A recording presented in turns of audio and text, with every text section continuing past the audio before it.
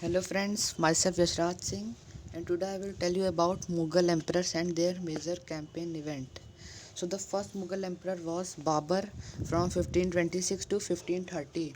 In 1526, he defeated Ibrahim Lodi and his Afghan supporters at Panipat, and in 1527 he defeated Rana Sanga, Rajput rulers and allies at Khanwa, and in 1528 he defeated the Rajput at Chanderi, established control over Agra and Delhi before his death. And the second Mughal ruler was Humayun from 1530 to 1540 and 1555 to 1556. Humayun divided his inheritance according to the will of his father. His brothers were each given a province. The ambitions of his brother Mirza Kamran weakened Humayun's cause against Afghan competitors. Sher Khan defeated Humayun at Chausa in 1539 and Kannauj in 1540, forcing him to flee to Iran. In Iran, Humayun received help from the Safavid Shah. He recaptured Delhi in 55 but died in the next year after an accident in building. And the third ruler of Mughal was Akbar from 1556 to 1605. Akbar was 13-year-old when he became emperor. His reign can be divided into three periods. First, 1556 to 1570, Akbar became independent of the regent Bairam Khan and others members of his domestic staff. Military campaigns were launched against the Suris and other Afghans against the neighboring kingdom of Malwa and Gondwana, and to suppress the revolt of his half-brother Mirza Hakim and the Uzbeks. In 1568, the Sisodia capital of Chittor was seized, and in 1569, Ranthambore. Second, 1570 to 1585, military campaigns in Gujarat were followed by campaigns in the east in Bihar, Bengal, and Orissa. These campaigns were complicated by the 1579 to 1580 revolt in support of Mirza Hakim, and the third one is 1585 to 1605. Expansion of Akbar's empire.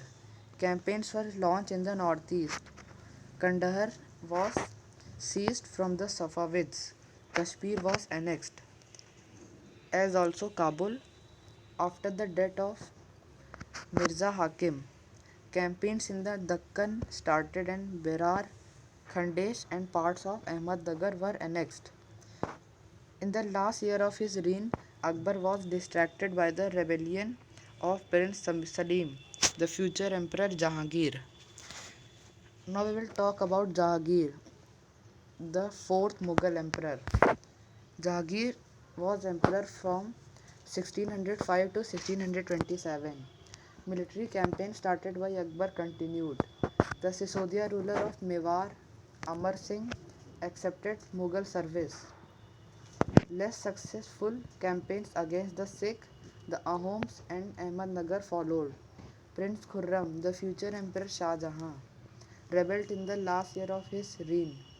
The efforts of Noor Jahan, Jahangir's wife, to marginalize him were unsuccessful. Now the fifth ruler of Mughal were Shah Jahan from 1627 to 1658.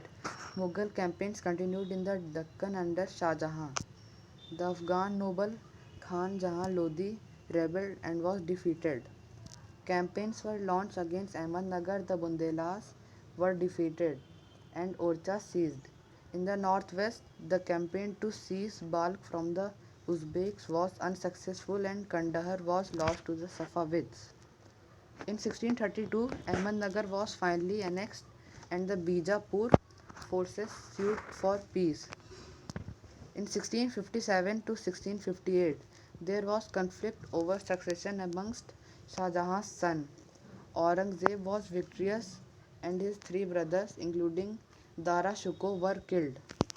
Shah Jahan was imprisoned for the rest of his life in Agra.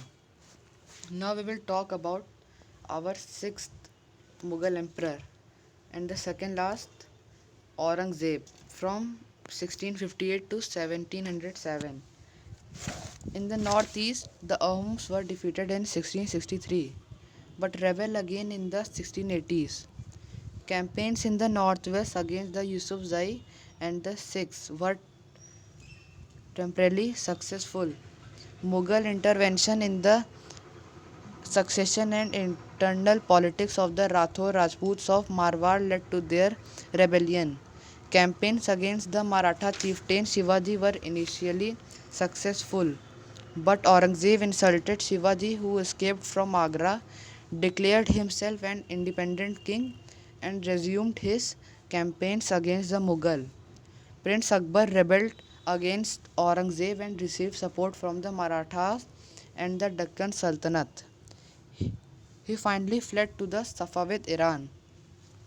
After Akbar's rebellion, Aurangzeb sent armies against the Deccan Sultanates.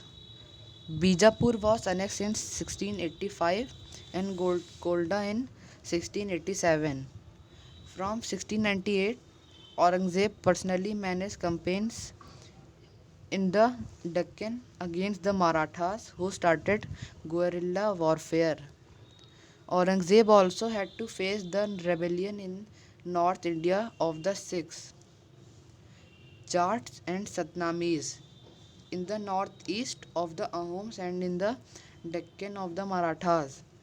His death was followed by a succession conflict among the sons. Now we'll talk about the last Mughal emperor, Bahadur Shah Zafar.